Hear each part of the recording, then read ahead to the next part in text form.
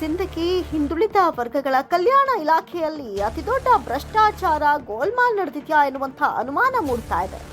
ಯಾಕಂದ್ರೆ ಸಿಂದಗಿ ಹಿಂದುಳಿದ ವರ್ಗಗಳ ಕಲ್ಯಾಣ ಇಲಾಖೆಯ ಹಾಸ್ಟೆಲ್ ಮಕ್ಕಳಿಗಿಲ್ಲ ರಕ್ಷಣೆ.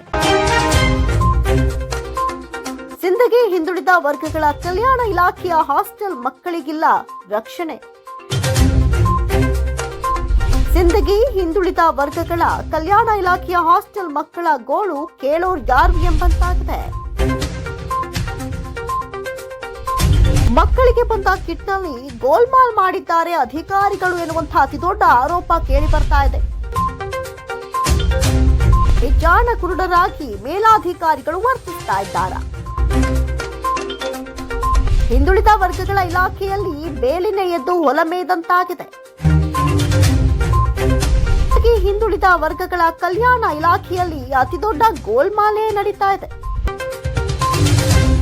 ಹಿಂದುಳಿದ ವರ್ಗಗಳ ಕಲ್ಯಾಣ ಇಲಾಖೆಯಲ್ಲಿ ಹಾಸ್ಟೆಲ್ ಮಕ್ಕಳಿಗೆ ಕನಿಷ್ಠ ಮೂಲಭೂತ ಸೌಕರ್ಯವೂ ಇಲ್ಲದಂತಾಗಿದೆ.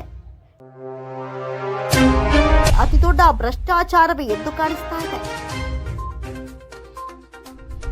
ವರ್ಗಗಳ ಕಲ್ಯಾಣ ಇಲಾಖೆಯ ಕರ್ಮಕಾಂಡವನ್ನ ಬೆಚ್ಚಿಡ್ತಾ ಇದೆ ನಿಮ್ಮ ಪಬ್ಲಿಕ್ ನ್ಯೂಸ್ 6 ಚಾನೆಲ್.